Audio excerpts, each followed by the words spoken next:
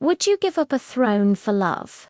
I mean, a real, honest-goodness throne with a kingdom attached.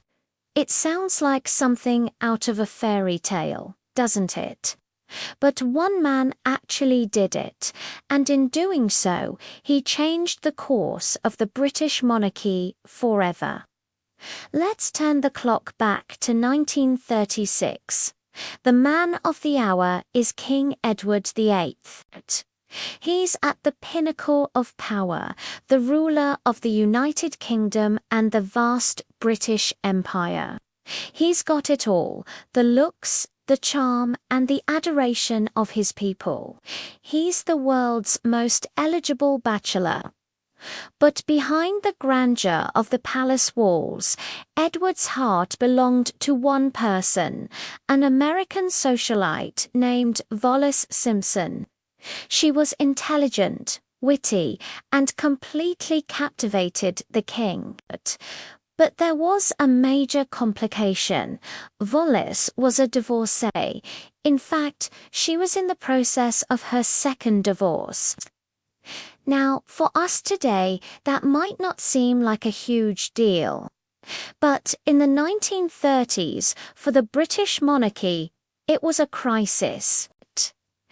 The king is also the head of the Church of England, and at that time, the church absolutely forbade the remarriage of divorced people while their former spouse was still alive.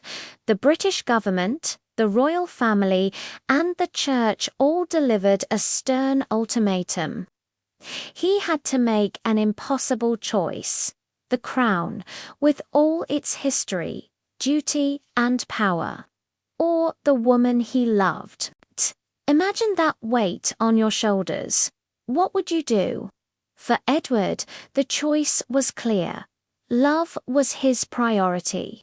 On a cold night, December 11th, 1936, he addressed the world through a radio broadcast.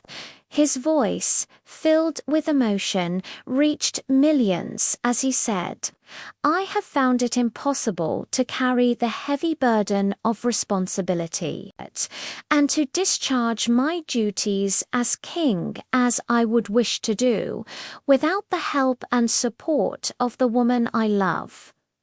With that single speech, he did the unthinkable.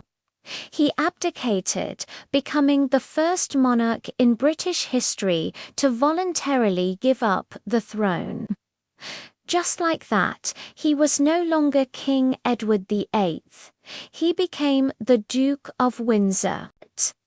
His younger brother, a shy and reluctant man, stepped up to take his place, becoming King George VI, the father of the future Queen Elizabeth II. Edward and Wallis married in France the following year. They lived the rest of their lives together, mostly in exile, never fully welcomed back into the royal fold.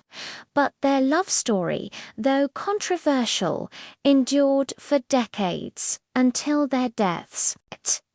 He gave up an entire kingdom, but in return he gained a lifetime with the person he loved most. The story of Edward and Wallis shows us that true love isn't always a storybook romance. It's about making difficult, life-altering choices. Even a king had to decide what truly mattered to him, proving that sometimes the greatest love requires the greatest sacrifice. Thanks for watching. If you found this story as fascinating as I do, please hit that like button and subscribe for more incredible tales from history. See you in the next video.